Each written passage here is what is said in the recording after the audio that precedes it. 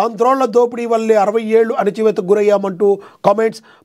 పవన్ కళ్యాణ్ క్షమాపణ చెప్పకుంటే తెలంగాణలో ఆయన సినిమాలు ఆడవు అని మంత్రి కోమటిరెడ్డి అన్నారు. మ్యాట్నీకే ఎత్తేస్తారు, నువ్వేందయ్యా ఆపేది మంత్రి కోమటిరెడ్డిపై పేరుని నాని సెటైర్లు వేశారు. పవన్ కళ్యాణ్ వ్యాఖ్యలను వక్రీకరించవద్దని జనసేన పార్టీ విజ్ఞప్తి చేసింది. కోనసీమకు దిష్టి తగిలింది, రాష్ట్రం విడిపోవడానికి గోదావరి జిల్లాల పచ్చదనం కూడా కారణమన్న AP deputy CM Pawan Kalyan వ్యాఖ్యలపై తెలంగాణ మంత్రులు, ఎమ్మెల్యేలు, ప్రజా సంఘాలు బగ్గుమంటున్నాయి. దీనిపై తెలంగాణ నేతలు తీవ్ర ఆగ్రహాన్ని ప్రదర్శిస్తున్నారు.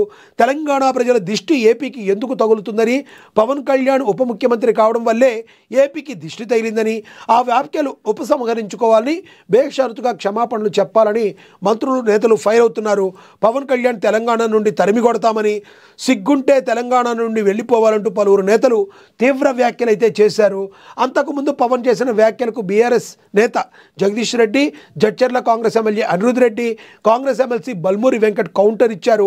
పవన్ కళ్యాణ్కు సిగ్గు లేకుంటే తెలంగాణను వదిలేసి ఆంధ్రలో ఉండాలని ఒక వీడియోతో బల్మూరి వెంకట్ కౌంటర్ ఇచ్చారు. తెలంగాణ నుండి పరిగెత్తిచ్చి తరిమి కొడతామని హెచ్చరించారు. గతంలో సినిమాలు ఆడటానికి తెలంగాణ అంటే ఇష్టమని, ఇప్పుడు ఆ డిప్యూటీ సీఎం అవ్వగానే మతిస్థిమితం లేకుండా మాట్లాడుతున్నాడని అన్నారు. తెలంగాణ మంత్రులు కోమటిరెడ్డి వెంకటరెడ్డి, వాకిటి శ్రీహరి, పొన్నం ప్రభాకర్, కాంగ్రెస్ ఎంపీ చామల కిరణ్ కుమార్ రెడ్డి, కాంగ్రెస్ ఎమ్మెల్సీలు బల్మూరి వెంకట్, అద్దంకి దయాకర్ తదితరులు ఆగ్రహాన్ని వ్యక్తం చేశారు.